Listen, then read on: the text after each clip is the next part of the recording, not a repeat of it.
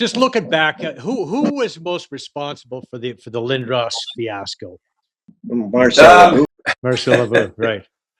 In terms of Right. the fiasco being the trade to two teams, it was because Obu was working apart from his general manager, who was Pierre Page, who had everything under control and understood what was the process and what the teams were feeling. And he went out and cut a deal on the side and then turned down the deal that the general manager and the hockey staff wanted. And that was the Philly offer at the time. And he didn't know that Chicago wasn't going to give the $15 million to make the deal.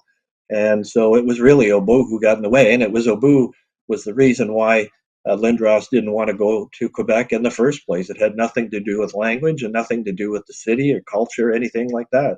He married a French girl, in fact, and bought property there. Right.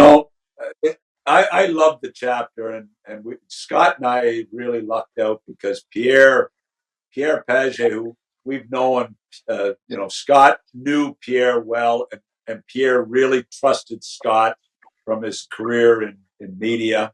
And when we talked to a friend of mine hooked me up, I knew Pierre and I was a friend of his, and he agreed when Scott and I called him.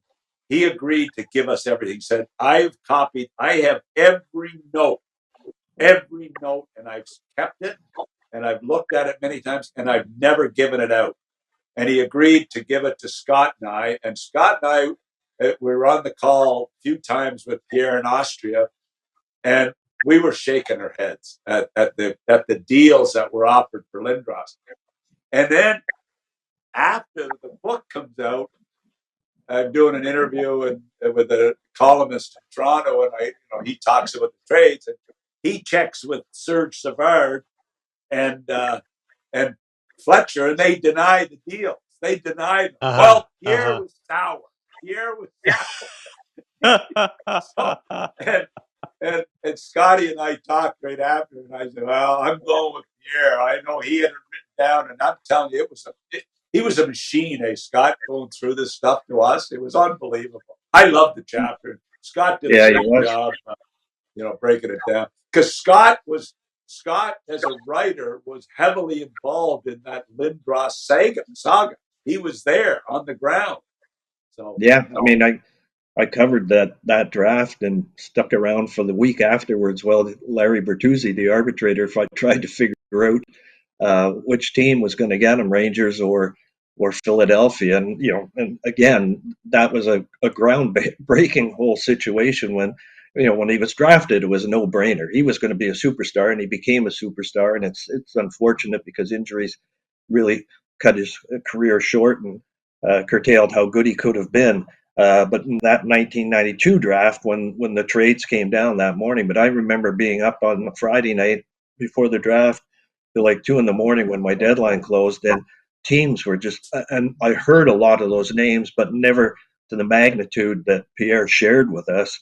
And, he told the story about how Cliff Fletcher got cold feet and said, all of a sudden looked at what was on the paper and said, I can't do this.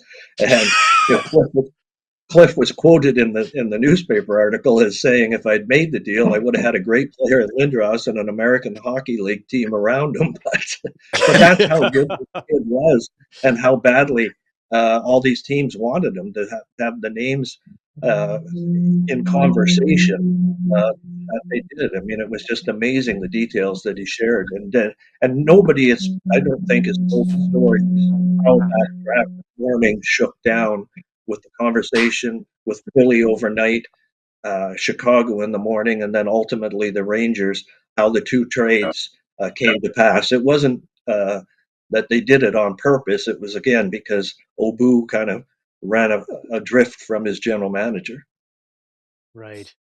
That's crazy. Yeah, Did they get the best deal? Did they get the best deal, Doug? Yes. Yeah, they got an unbelievable deal. And you know what he said, the joke, what Pierre said is, people are saying, well, Forsberg this and Forsberg that. Pierre said it wasn't even close at the time. But Forsberg gained 20 pounds and grew a couple of inches, and that became the story. But I loved his quote when he said, people talked about Gretzky to Lindros. He said Lindros was a 6'5" Gordie Howe. That's what Mm. the description of Pierre, what Pierre's description of him was, and he was pretty accurate. I mean, I coached against him in his prime with the Legion of Doom, with Leclerc and Renberg in the Panthers series against the Panthers and Philly. He was a beast. He was a beast to coach against and punishing. And on top of his game, we beat them in 6 games in that series. But I'm telling you, he was something else to coach against. How good he was and how talented he was. And he should have had just an amazing career, but concussions really derailed him. Yeah, he was special Yeah. talent, no doubt about that. There was.